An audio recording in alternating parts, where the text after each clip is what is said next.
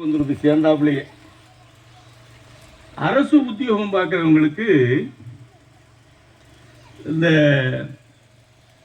நாள் 2 சம்பளம் தரணும். தமிழ்நாட்டில் என்ன ஆகும்னா, இந்த வருஷ பொறுப்புக்கு லீவ் இருக்கு இல்லையா, அப்போ சம்பளத்துடன் கூட விடுமுறை சம்பளம் உண்டு. இன்னைக்கு வேலைக்கு போக வேண்டிய சம்பளம் உண்டு. சென்ட்ரல் கவர்மெண்ட் கணக்குப்படி ஏப்ரல் 14 அம்பேத்கர் பிறந்த நாள் விடுமுறை. இப்ப 2 சம்பளம் ஒரு நாள்ல தர முடியுமா? 2 சம்பளம் தரணும் இல்லையா? இது இன்னொரு நாள் வந்திருந்தா அதுக்கு ஆகும் இல்லையா? அப்போ சென்ட்ரல் கவர்மெண்ட் நிறுவனங்கள்ல என்ன பண்ணுவான்னா, நான் மத்திய நிறுவனத்துல வேலை பார்த்தவன், நெய்வேலியில 30 வருஷம் வேலை செஞ்சேன். அங்க என்ன பண்ணுவான், தமிழ்நாட்டில் இருக்கிற வருட பரப்பு கணக்கு எடுத்து அறிக்கையில போட்டு அந்த சம்பளம் இல்லாத வேலை இல்லாத சம்பளத்தை கொடுக்க மாட்டான், விடுமுறை அப்படின்னு இருந்தது. நான் 1983 வேலைக்கு போனேன். அதுதான் என் ஊர்ல அந்த திருப்பனந்தாள் தெற்கு தெருவில் முதல் ஆள் நான் தான். அதுக்கப்புறம் ஒரு பயலும் இன்னும் வேலைக்கு போனேன். 1983 நான் போனேன். ஏன் புள்ள போகணும் இல்ல போல. இதெல்லாம் ஏன்னு கொஞ்சம் யோசிக்கும்.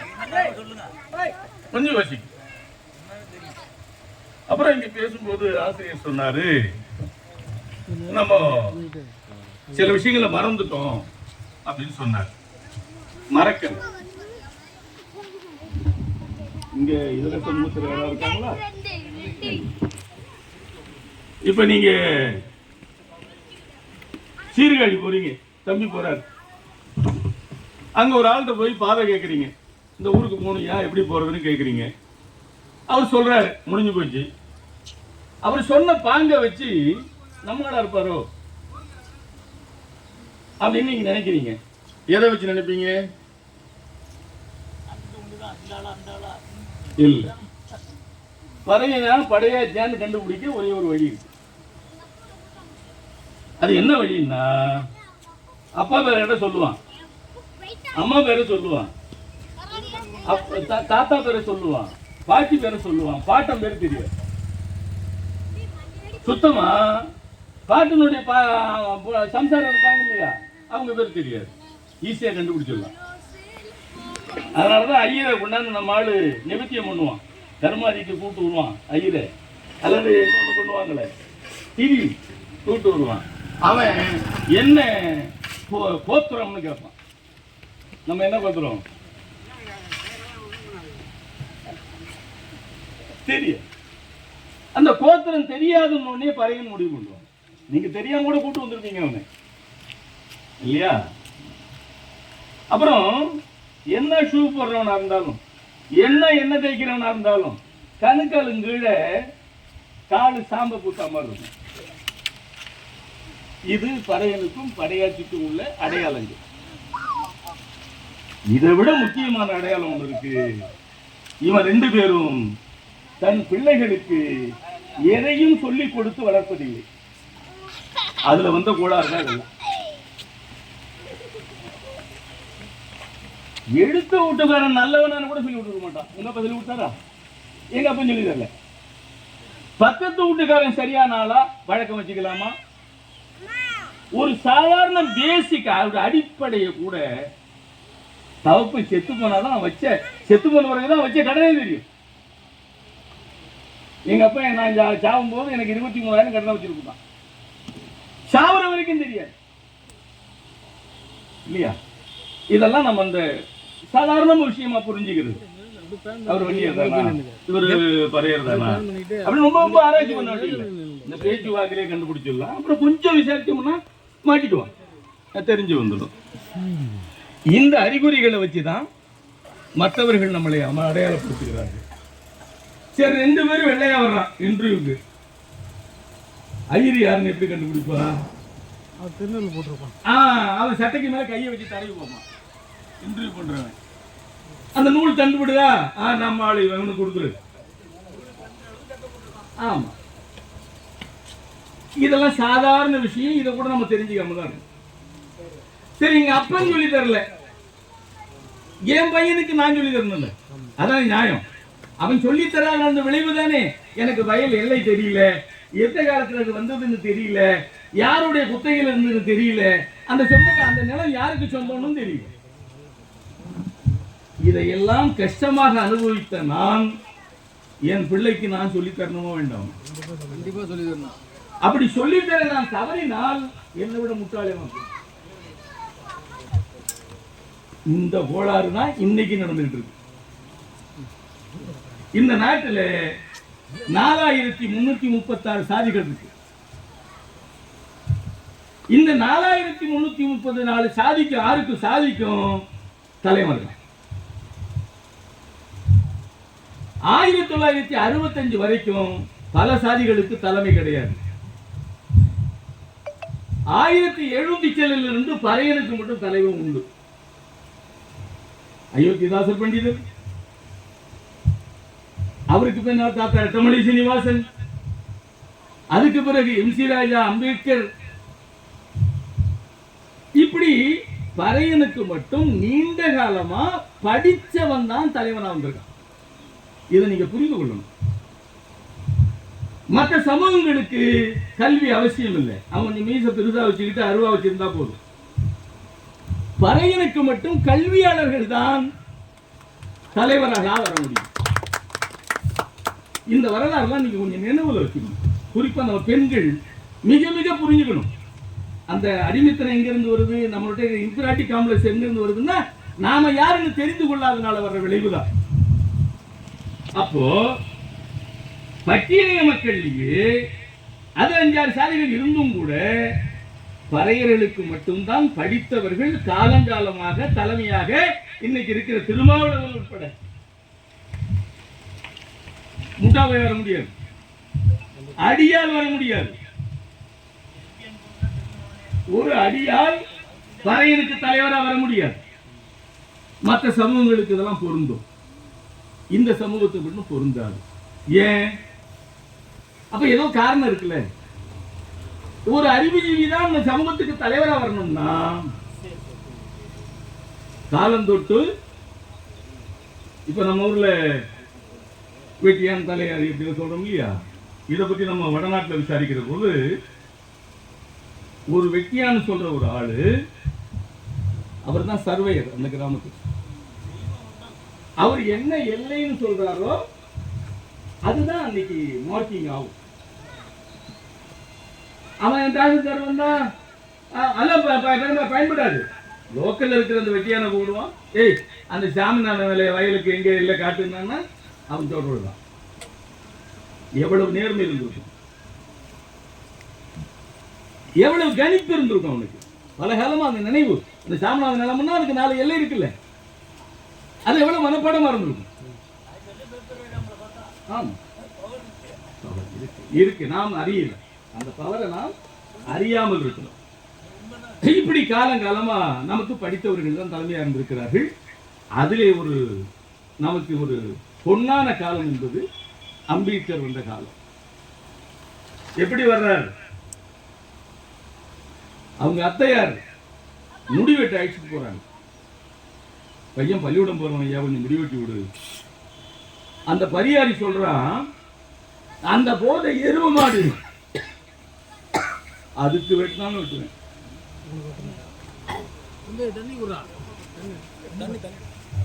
எருவ மாட்டை கூட உள்ள இருக்கு பாரு, ஃப்ரிட்ஜ் உள்ள இருக்கு பாரு, தண்ணி வைங்க, தண்ணி எடுத்துறோம். ரொம்ப நாளைக்கு பேசி நம்மள எல்லாம் மறந்துட்டான். லைட் குடிச்சானே தொண்டை கேட்டது. ஒன்னு எடுத்து அவனுக்கு பத்தாது, 2 தண்ணி குடிச்சிடுவான். ஆச்சுங்களா? ஏய் வாங்கி போறா, அப்படியே போறா. எப்படி வர்றாரு? முடி வெட்ட மறுக்கிறான். வை முடி வெட்ட மறுக்கிறான். குடிக்க தண்ணி கொடுக்க மாட்டேங்கிறான். வர்ற வழியில தண்ணி தாகம் கேட்கிறாரு, கொடுக்க மாட்டேங்கிறான். நல்ல ஆடை உடுத்திக்கிட்டு ஸ்கூலுக்கு போக முடியல. அங்க ஒரு சாக்கு பையை போட்டு அதில் உட்காருங்கிறான். டேபிள் சேர் கொடுக்க மாட்டேங்கிறான். இந்த கஷ்டங்களை எல்லாம் அனுபவித்துக்கிட்டு இதுல இருந்து விடுதலை பெறுவதற்கு என்ன பண்ணலாம்னு யோசிக்கிறேன். அந்த சின்ன வயசுலயே கல்வி ஒன்றுதான் நம்மளை விடுதலை செய்யும் எங்களுக்கு முடிவு பண்றாரு. கல்வி ஒண்ணுதான் கொடுக்கணும்னா அதுக்கு என்ன அர்த்தம்? அறிவை பெருக்கிக் கொள்வது. கல்விங்கிறது என்ன? இப்ப நம்ம ஆளு என்ன பண்றாங்க? எம்ஏ வாத்தியார் முடிஞ்சு போச்சு. அதுக்கப்புறம் ஒரு வீட்டுல போய் தந்தீங்கன்னா அதை தவிர புதுசா இருக்காது. இங்கதான் நம்ம தோத்து போகணும். என் வீட்டுக்கு வா, 3000 புத்தகம். நான் படிச்சது என்ன? SSLC 11வது, அந்த காலத்து 11வது. அப்ப 3000 புத்தகங்களை இன்னைக்கு வாசிச்சு முடிச்சு வச்சுக்கான்னு இருக்கிறேன். என்னுடைய அவா, என்னுடைய முயற்சி. அப்ப நீ முயன்றா முடியுமா முடியாதா? அப்ப அங்க இருந்துதான் தெரிஞ்சுக்கணும். அறிவை பெருக்குவதுதான் கல்வி. கல்வி பெற்றவன் சுயமரியாதை, உயிரை விட்டால் விடலாம ஒழிய சுயமரியாதை இருக்கக்கூடாது.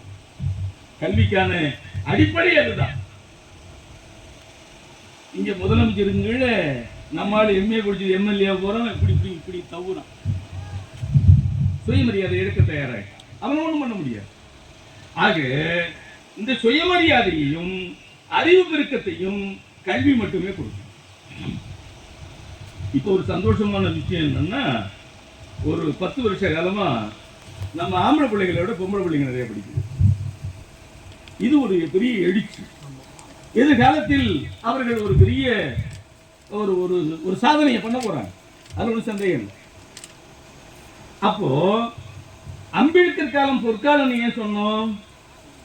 இந்த கஷ்டத்தை எல்லாம் அனுபவிச்சுக்கிட்டு படிச்சு படிச்சு படிச்சு படிச்சு இந்த இளைஞர்கள் மறுபடியும் என்ன ஒரு நாள் கூப்பிடுங்க. நிறைய விஷயம் தெரிஞ்சுக்கணும். வாய்ப்பு இல்லை, உங்களுக்கு வாய்ப்பு இல்லை. இன்னும் ஒரு நாள் கூப்பிடுங்க ஞாயிற்றுக்கிழமையில. நான் வந்து கம்ப்ளீட்டா ஒரு நாள் இருந்து உங்களுக்கு நான் கற்றதெல்லாம் உங்கள்கிட்ட சொல்லிவிடுவேன். ஏன் அப்படின்னு கேட்டீங்கன்னா, அம்பேத்கரை படிக்கிறது சின்ன விஷயம் இல்லை. நீங்க எல்லாம் நினைச்சிட்டு இருப்பீங்க தமிழ்ல எல்லாம் மொழிபெயர்த்து விட்டாங்க, தொகுப்புலாம் வந்துருச்சு. ஆங்கில நூலுக்கும் தமிழ் நூலுக்கும் ஏகப்பட்ட டுபாக்கூர் வேலை இருக்கு. படிக்கிற போது தான் தெரியும். நிறைய மாற்றம் பண்ணியிருக்காங்க. அப்படி இருக்கும்போது நம்ம இப்ப அது வரைக்கும் போக வேண்டியிருக்கு. அந்த மொழியாக்கமே சரியில்லைன்னு சொல்ல வேண்டிய அளவுக்கு போக வேண்டியிருக்கு. இதுக்கு மட்டும் நான் ஒரு இது சொல்லிடுறேன் உங்களுக்கு, இளைஞர்கள் இருக்கிறதுனால. ஆணைமுத்துன்னு ஒரு தலைவர் இருந்தார். அவர் கம்யூனிஸ்ட் கட்சிக்கார். ஆணைமுத்து 1996 அந்த ஆணைமுத்து நெய்வேலிக்கு வந்து அம்பேத்கர் வாழ்க்கை வரலாறு தமிழ்ல இல்ல, ஆங்கிலத்தில் தான் இருக்கு, அதை தமிழ் படுத்தி போடவும் ஒரு புத்தகம் 350 ரூபா வருது, நீங்க வசூல் பண்ணி கொடுத்தீங்கன்னா அதை நான் செய்வேன்னு வர்றேன். கபிலன்னு ஒரு ஆள் அழைச்சிட்டு வர்றாரு. அப்ப ஆங்கில பிரதி என்கிட்ட இருக்கு. அம்பேத்கர் லைஃப் அண்ட் மிஷன் பேர் அந்த புத்தகத்துக்கு. அதை எழுதினவர் தனஞ்சை கீர். அந்த புத்தகத்தை தான் தமிழாக்கம் பண்ணி வெளியிட போறேன்னு சொல்றாரு. ஒரு கம்யூனிஸ்டுக்காரரு ரைட், என்ன சந்தோஷம் ஐயா கும்பிட்டுட்டு 100 புத்தகத்துக்கு ஆர்டர் பிடிக்கிறேன். ஒரு புத்தகம் 300 ரூபாய், 350 ரூபா விலை. அட்வான்ஸா வாங்கிட்டீங்கன்னா 300 ரூபாங்கிற. அப்ப 100 புத்தகத்துக்கு ஆர்டர் பண்றோம். புத்தகம் 3 மாசம் கழிச்சு ரெடியாகி வருது. ரெடியாகி வரும்போது இப்போ என்கிட்ட தான் வந்து 100 புத்தகமும் நான் செக் பண்ணுவேன் இல்லையா, எடுத்து படிச்சுக்கிட்டே வர்றேன். அம்பேத்கரின் கல்வி பருவம் அப்படின்னு ஒரு இடம் வரும், ஒரு டாபிக். ஆங்கிலத்தில் எழுதுனது தனஞ்சை கீருங்கிறவர். இப்ப தமிழ் படுத்தினது யாரு? ஆணைமுத்து. அந்த கபிலன்கிறவர் தான் ஆணைமுத்து தலைமையில பண்றார். அப்படி வரும்போது மிக முக்கியமான ஒரு சமாச்சாரம் என்னன்னா, ஆரம்பத்தை சிக்கிட்டாரு. 60 பக்கம் போறதுக்குள்ளே என்ன சிக்கிறாருன்னா,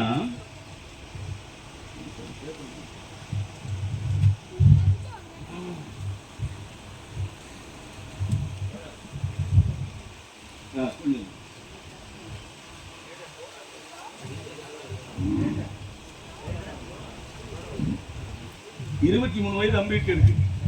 லண்டன்ல படிப்பை முடிச்சுட்டு ஊருக்கு புறப்படுறாரு. தம்பி நீங்க எல்லாம் படிச்சீங்க தானே? கொஞ்சம் நல்லா கவனிங்க. ஆங்கிலத்தில் இருக்கிறதே அவர் தமிழ் படுத்துறாரு. தமிழ் படுத்தும் போது விஷயத்துக்கு சிறப்பான விஷயத்தை விட்டுடலாமா? அது நேர்மை இல்லையே. ஆங்கில புத்தகத்தில் என்ன சொல்றார் தனஞ்சைக்கு? 26 வயசு மாணவன் இப்படி யாராவது உலகத்துல யாராவது வாழ்க்கை வரலாற்றை சொல்லியிருப்பானா? இல்ல, எவனையும் சொல்லல. ஏன்னா இந்த தனஞ்சைக்கு நேருக்கு வாழ்க்கை வரலாறு எழுதியிருக்கான், வல்லபாய் பட்டேலுக்கு எழுதியிருக்கிறான், காந்திக்கு எழுதியிருக்கிறான். எவனையும் சொல்லாத ஒரு சிறப்பு இங்க என்ன சொல்றான்னா, அம்பேத்கர் படிப்பு முடிச்சுட்டு இந்தியாவுக்கு புறப்படுறார். அந்த நிகழ்வை அவன் வர்ணிக்கிறான். Ambedkar was now a barrister. இப்ப யார் அவரு? ஒரு பெரிய வெளிநாட்டு வக்கீல். பாரிஸ்டர்னா வக்கீலுக்கு வக்கீல். Barrister reinforced by a London doctorate in science. விஞ்ஞானத்தில் டாக்டர் பட்டம் வாங்கிட்டு வேறு ரொம்ப தயாரிக்கப்பட்ட ஒரு லாயரா இந்தியாவுக்கு வர்றார் அப்படின்னா ஆங்கிலத்தில் சொல்றார். அப்புறம் சொல்றாரு an American doctorate in philosophy. தத்துவத்தில் அமெரிக்க பல்கலைக்கழகத்தில் டாக்டர் பட்டம் வாங்கியிருக்கார் அப்படின்னு சொல்றாரு. and studies at Bonn University. அது ஜெர்மன்ல இருக்கு. இது கூட இந்த பட்டங்கள்லாம் வாங்கின கூட படிச்சுட்டு இருக்கார். பான் யூனிவர்சிட்டியில் சட்டம் படிச்சுட்டு இருக்கார். and an authority to challenge the scholars of economics. இதுக்கு என்ன அர்த்தம்னா, உலகத்தில் எக்கனாமிக்ஸ் இருக்காங்க இல்லையா, பொருளாதார நிபுணர்கள், அந்த பொருளாதார நிபுணர்களுக்கெல்லாம் தப்பு கொடுக்கிற அறிவில் அவர் வர்றார்.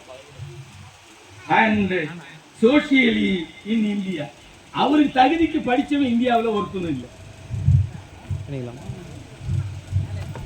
எழுதின பாப்பான் தனஞ்சைக்கு ஒரு பார்ப்பனன், அவன் எழுதின விஷயம் எது? அப்புறம் சொல்றான் பாருங்க, அதோட விட்டானா, and to storm, stormனா புயல், and to storm the Indian citadel. MA படிச்சிருந்தாலும் சிட்டாடலுக்கு மீனிங் தர்றது கஷ்டம், தேடிதான் கண்டுபிடிக்கணும். சிட்டாடல்னா எப்படி சொல்றான் அவர் வர்ற அந்த அந்த பயணத்தை இந்தியாவில் இருக்கிற ஒடுக்கப்பட்ட மக்களின் காவலனாக புயலாக புறப்பட்டு வருகிறார் எழுதலாம். ஒரு மனுஷனுடைய வாழ்க்கை வரலாறு எழுதும் போது எழுதுவானா? யாருக்கா எழுதியிருக்கானா? அப்ப இந்த தனிச்சிறப்பு இந்த தலைவனுக்கு இருக்கு இல்லையா? இந்த பாராவே இல்லாம தமிழாக்கம் பண்றாங்க. எவ்வளவு ஜாதி வெறி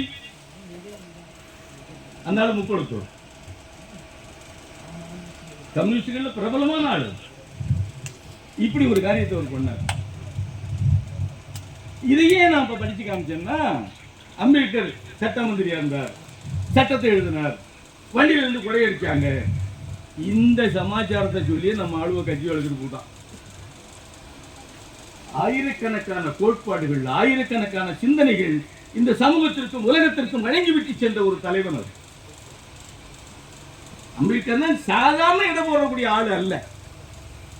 அவர் சொல்றாரு, வறுமையில கஷ்டப்படுறாரு, தலைவராயிட்டாரு, வருமானம் இல்லை. அப்ப ஒரு நண்பர் கேட்கிறார், நான் சொன்னதை கேட்கலையா நீ அப்படின்னு ஒரு இங்கிலீஷ்காரர் கேட்கிறார். அப்ப சொன்னாரு, நீங்க 20 வருஷத்துக்கு முன்ன என்கிட்ட சொன்னீங்க, அதை மட்டும் நான் கேட்டிருந்தேன்னா உலகத்துல எவனும் வகிக்காத பதவியை நான் வகித்திருந்தேன் அப்படின்னா. உலக அளவுல அவ்வளவு பெரிய ஸ்டடியர் இல்லை, அவ்வளவு பெரிய படிப்பாளி இல்லை. இன்னைக்கும் அதை படிச்சு முடிச்சான்னா இல்லை. அப்பேற்பட்ட சிந்தனைவாதி. என்னென்ன துறை? சமூகம், அரசியல், பொருளாதாரம், மின்னியல், மின்சார சட்டம் கொண்டு வந்ததே அவர் தான். நதிநீர் பிரச்சனை, நதிநீர் பிரச்சனை, இதையெல்லாம் தத்துவம். அப்புறம் சமயம், மதங்களை பற்றி, உலகத்தில் இருக்கிற அத்தனை மதங்களை பற்றி ஆய்வு, சமயம், விஞ்ஞானம், சட்டம், இவ்வளவும் படித்த மாமேதை அவர்தான் நமக்கு வழிகாட்டுகிறார். அவர் காட்டிய வழி எதிலையுமே நம்ம பயன்படாத போனதுதான், பயன்படுத்தாத போனதுதான் நமக்கு வந்த கேடு.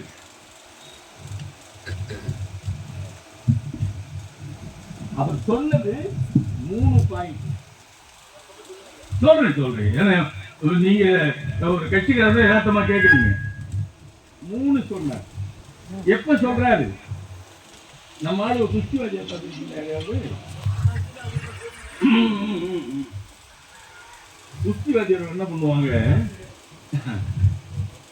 சொல்லிக் கொடுக்குறேங்கிற பேர்ல அந்த கலைகள்லாம் சொல்லி கொடுப்பாங்க. அவன் திருப்பி அடிச்சுக்கிட்டாங்க வாத்தியார், அதுக்கு ஒண்ணு வச்சுக்குவார். அதுக்கு ஒண்ணு வச்சுக்குவார். அப்படி எப்படி இயல்பா இருக்கு பாருங்க நம்ம சமூகத்துல, அதையும் வைத்துக் கொள்ளாதவர் தான் அம்பேத்கர். தன்னை தாக்குவானே அதுக்கு ஒரு ஆயுதம் வேணுமேன்னு நினைக்கிறேன். ஏன் இந்த சமுதாயத்தின் மேல வச்சிருந்த நம்பிக்கை. சொல்றாரு, நீங்க எந்த தவறு செய்யலையா, உங்க கோரிக்கையில் நியாயம் இருக்கிறது, நம் போராட்டம் எப்படி தோற்கும், தொடர்ந்து போராடுங்க.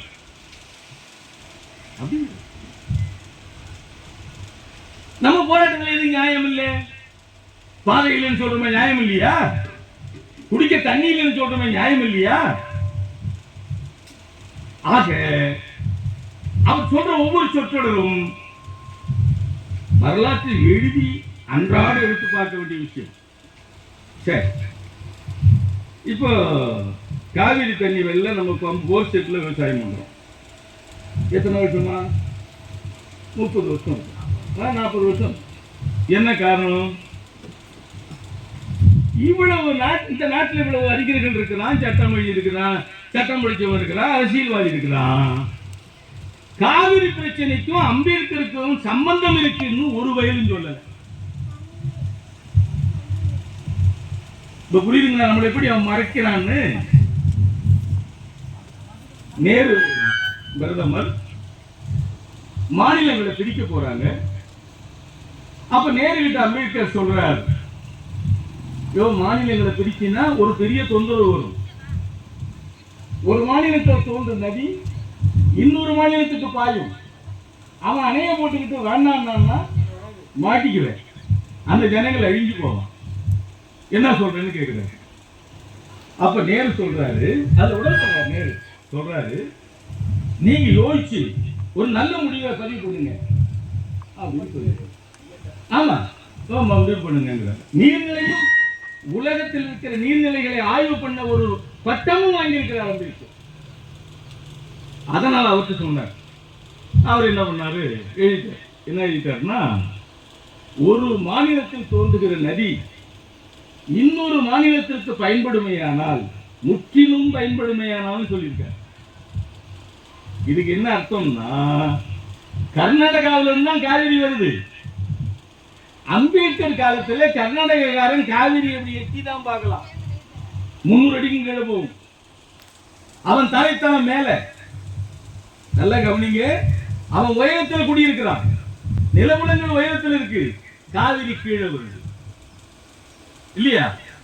அப்போ அந்த தண்ணியை குடிக்கிறதுனால வாழ முடியாது. தண்ணி அவ்வளவுதான், கர்நாடகாவில் தான் மழை பெய்யுது, அந்த தண்ணியை பயன்படுத்த முடியாது. எவ்வளவு அறிவு பாருங்க. பயன்படுத்த முடியாமலே அந்த மக்கள் வாழ கற்றுக்கொண்டிருக்கிறார்கள். தண்ணி இல்லாம எப்படி வாழலாம்? இதை யோசிக்கணும். அப்போ இவர் என்ன சொல்ல வர்றாரு, தோன்றிய நெறி 100 ஆண்டுகள் பயன்படுத்திய மாநிலத்துக்கு சொந்தங்கிறார். ஒரு 100 ஆண்டு தமிழ்நாட்டுக்காரன் தான் காவிரி தண்ணி அனுபவிச்சான், வேற எவனும் கிடையாது. அது 100 ஆண்டுகளா அதை நம்பிதான் அவன் வாழ்ந்திருக்கிறான்னா இவன் நிலைமை வீணா போயிடும். இதை கருத்தில் கொண்டு கர்நாடகாவில் தோண்டி இருந்தாலும் நதி தமிழனுக்கு தான் சொந்தம் என்கிற நோக்கத்தில் இந்த பிரச்சனையை தீர்க்க வேண்டும் சொல்லியிருக்க. Article number 56.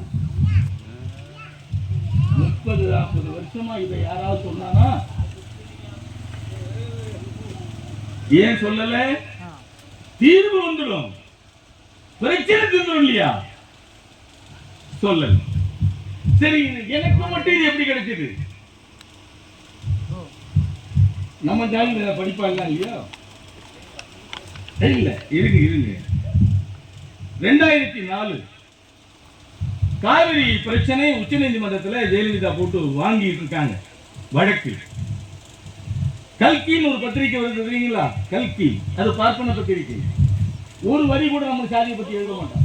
ஆமா அல்ல சோல்ல இந்த கல்கியில ஒரு ஆர்டிகல் எழுதினான். அம்பேத்கர் எனும் தீர்க்க தரிசி அப்படிங்கிற தலைப்புல ஒரு ஆர்டிகல் எழுதினான், ஒரு கட்டுரை. அந்த கட்டுரையில சொல்றான், ஆர்டிகல் நம்பர் 56ல நதிநீர் பிரச்சனைகளை எப்படி தீர்க்கிறதுன்னு அம்பேத்கர் ஒரு தீர்க்க தரிசியா இருந்ததுனால ஒரு நல்ல முடிவை பதிவு செய்திருக்கிறார். கல்கியில வந்தது அப்படின்னு சொல்லிவிட்டான். அதோட விட்டானா இவன் தப்பிக்கணும் இல்ல. அந்த பதிவை அரசியல்வாதிகள் யாரும் கவனிக்காமல் மிக ரகசியமாக அதில் பதிவிட்டு விட்டார். இதுக்கு என்ன பொருள்? இப்ப போற எம்பி எல்லாம் தினம் போய் சட்ட புத்தகத்தை படிச்சுக்கிட்டாங்க. அது எங்கேயோ ஒரு மூலையில் இருக்கு. அப்ப அதுக்கு ஒரு தீர்வு. அப்ப காவிரி பிரச்சனைக்கு தீர்வு அம்பேத்கர் சொல்லியிருக்காருங்கல்ல, 40 வருஷம் மறைக்கிறானே. இதுல எவ்வளவு நியாயம் இருக்கு? 10 நாள் பட்டிக்கிறவங்க சாப்பாடு கொடுக்குறதா, காலையில சாப்பிட்டவங்க மத்தியான சாப்பாட்டுக்கு வர்றான்னா சாப்பாடு கொடுக்குறதா? 10 நாள் பட்டிக்கிறவங்க கவனிப்போம். அது மாதிரிதான் இது. 100 ஆண்டுகள் அந்த தண்ணியை நம்பிதான் அவர்கள் வாழ்ந்திருக்கிறார்கள். அதே 100 ஆண்டுகள் அந்த தண்ணி உற்பத்தி ஆகிற இடத்துல இருக்கிறவன் அதை பயன்படுத்தாமலே வாழ்ந்திருக்கிறான். இதுதான்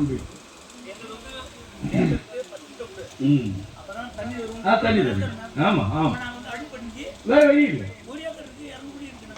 என்ன பண்ணுவோம்? அம்பேத்கர் சிறப்பு என்பது சாதாரணமானது. இது நீங்க படிக்க ஆரம்பிச்சீங்கன்னா உங்க வாழ்வியலே உன் புருஷன் முன்னாடி தண்ணி உழைச்சி எடுத்துக்கலாம். அம்பேத்கரை படிச்சீங்கன்னா உன் குடும்ப பிரச்சனை இருக்கு இல்லையா, அதை கூட தீர்த்துக் கொள்ளலாம். பண்ணிருக்க. ஏன்னா அவ்வளவு சப்ஜெக்ட். இதுல ஒரு உச்சக்கட்ட விஷயம் என்னன்னா, தம்பி நீங்க என்ன படிச்சிருக்கீங்க? சரி, எங்கேயாவது போர்டுல ஆந்த்ரோபாலஜி எம்ஏ அப்படின்னு படி பார்த்துருக்கீங்களா? ஆந்த்ரோபாலஜி எம்ஏ ஆந்த்ரோபாலஜி அப்படின்னு ஒரு சப்ஜெக்ட் இருக்கு. இதை படிக்கலாம். இதையும் சொல்ல மாட்டேங்கிறாங்க. இந்த ஆந்த்ரோபாலஜி என்ன தெரியுங்களா? மானுடவியல் தத்துவத்தை மனுஷன் எப்படி உற்பத்தி ஆகும், எப்படி அவருடைய வாழ்நிலை வந்தது, இன்றைய நிலை என்ன, எதிர்கால மனிதனுடைய நிலை என்ன, இந்த மனித பரிணாம வளர்ச்சியை பற்றி படிக்கிறது தான் ஆந்த்ரோபாலஜி. இது நம்பர் 1. அடுத்தது நம்ம வரலாறு காணாம போச்சு. இங்க இருக்க நமக்கு பறையனுக்கு வரலாறு இருக்கு. யார் எழுதுறது இருக்கு? 1900 முன்னாடி சொல்லு. 1911 கணபதி செட்டியார் ராமநாதபுரத்துக்காரன் எழுதியிருக்கான். என்கிட்ட இருக்குது. அந்த கணபதி செட்டியார் தான் பறைய வரலாறு எழுதியிருக்கான். அது வரையில வரலாறு இல்லை. அது சில நேர்மையாளர்கள் இருந்திருக்காங்க இல்லையா? அப்போ தொலைந்து போன வரலாற்றை இருக்கிற சாட்சிகளை வைத்து ஒரு வரலாற்றை புதியதாக உருவாக்குவது, that is called anthropology.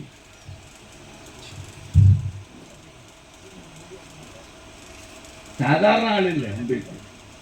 அவர்கிட்ட போய் சமூகத்தை பத்தி ஒருத்தன் பேசினான்னா கூட நான் எழுதுவேன். அதான் நடந்தது. வல்லபாய் பட்டேல் விவாதத்துல ஒரு குறுக்கேள்வி கேட்கிறார். அது சைக்காலஜி சம்பந்தமா கேட்ட உடனே கோபம் இருந்துச்சு. எந்திரிக்கிறார்.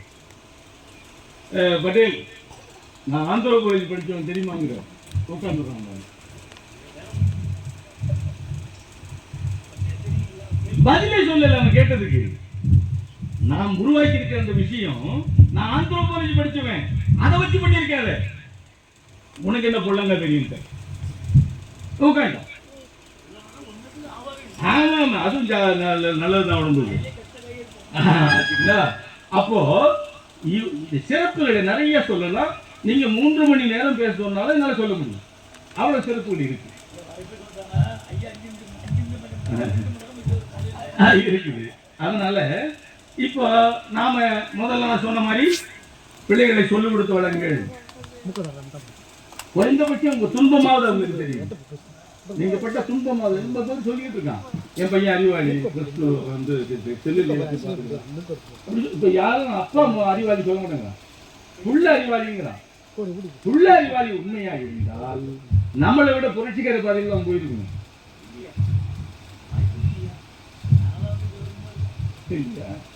அப்போ முன்னேற்றம் என்பது என்ன? என்னை விட இந்த வழி கூட போறது தானே. இன்னால தானே போயிட்டு இருக்கேன். அப்ப அதை வளர்ச்சி என்றோ அது ஒரு புரட்சி என்று சொல்ல முடியாது. ஒண்ணு.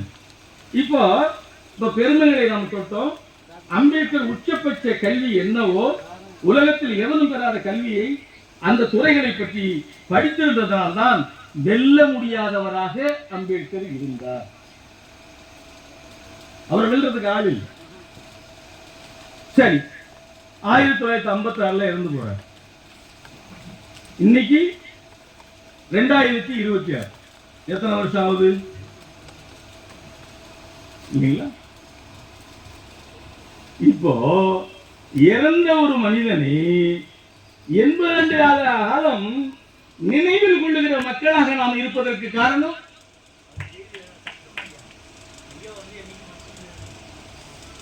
எனக்கு தெரிஞ்சு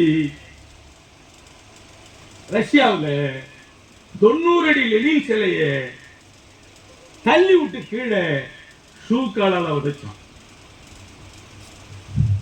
எந்த கான்செப்டை உருவாக்கி அந்த நாட்டை கட்டி அமைத்தானோ அந்த கொள்கைவாதி லெனினுடைய சிலையை கீழே தள்ளி காலால் உதைத்தார். இந்த எதிர்மறையை நீங்க நல்லா புரிஞ்சுக்கணும். காந்தி செத்தா காங்கிரஸே மறந்துட்டான். இந்த பணத்துல மட்டும் காந்தி இல்லைன்னா அவன் யாருன்னு தெரியாம போயிருக்கும் இல்லையா? இப்ப நேரு மூங்கியை யாரு பார்த்துக்கிட்டு இருக்கா? இவர்கள் இறந்து போனவர்கள் தானே. ஆனா அம்பேத்கர் இறந்து போய் 70 வருஷம் வருதா? 70 தாண்டி வந்துருச்சு. இப்பதான் ஆஸ்திரேலியா ஒரு செலவழிக்கிறான், ஹங்கேரியில செலவழிக்கிறான். அதுக்கு அம்பேத்கருக்கு அவர் படித்த கல்லூரியில் வைக்கிறார். இறந்து 80 வருஷம் கழிச்சு. அந்த சிறப்புகளை நாம் கவனிக்காம இருக்கிறோம். என்ன அர்த்தம்? நாம மறந்துகிட்டு இருக்கோம்னு அர்த்தம். அவப்பதான் செலவிக்கிறான். இன்னார புரிந்து கொள்ளுகிற காலகட்டம் அங்க அப்படிதான் வந்திருக்கு. நான் இதை சரியா சொல்றதான் நினைக்கிறேன். இறந்து போனவர்களை மறந்து போறது சமூகத்தினுடைய ஒரு கட்டாயம். ஆனால் இறந்து போற மனிதன் காலம் அதிகமாக அவனுடைய கருத்துக்களும் அவனுடைய சிந்தனைகள் வெளிவருவது என்பது உலக அதிசயம்.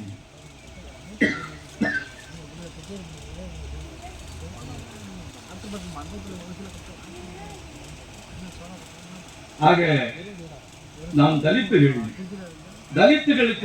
நாம் ஏற்றுக்கொண்ட தலைமை என்பது ஒரு அறிவார்ந்த ஒரு மனிதன். அவருக்கு ஈடுணையான அறிவாளி உலகத்தில் தோன்றவில்லை. உறுதிப்படுத்திட்டான். ஒரு உதாரணம் சொல்றேன். அம்பேத்கர் உயிரோடு இருக்க 54 அமெரிக்காவில் இருந்து ஒரு கம்பெனி வரலாம். இவரை பார்க்க நீங்க யாருன்னு கேட்கிற, ஐயா 6 கண்டம் இருக்கு உலகத்துல, 6 கண்டம். 6 கண்டத்துல ஒரு ஆள் அறிவாளியை செலக்ட் பண்ணி நாங்க பரிசு கொடுக்கணும். அந்த பரிசு தொகை 1 கோடி ரூபாய். 1 கோடி ரூபாய். அது எப்படி நாங்க தேர்ந்தெடுக்கிறோம்னா 100 கேள்வி தருவோம். நீங்க 95 பதில் கொடுக்கணும் அப்படின்னு. சரி, அப்படியே வாடாங்க வந்துட்டான். உட்கார வச்சு அவங்க கோர்த்து சூட்லாம் போட்டு அது ஐயா அப்பெல்லாம் வேலையா இருந்தார். ஒரு எழுத்துட்டு இருந்தார், தூக்கி வச்சுட்டார். 3 பேர் இருந்தான். மிகப்பெரிய கல்வியாளர் அவன். 3 பேரும் எதுக்கு பரிசு கொடுக்குறீங்க? அறிவுக்கு. அப்படியா? சரி, கேள்வி அப்புறம் மூடு, நான் பதில் தரேன். அறிவுனா என்னன்னு கேட்டேன்.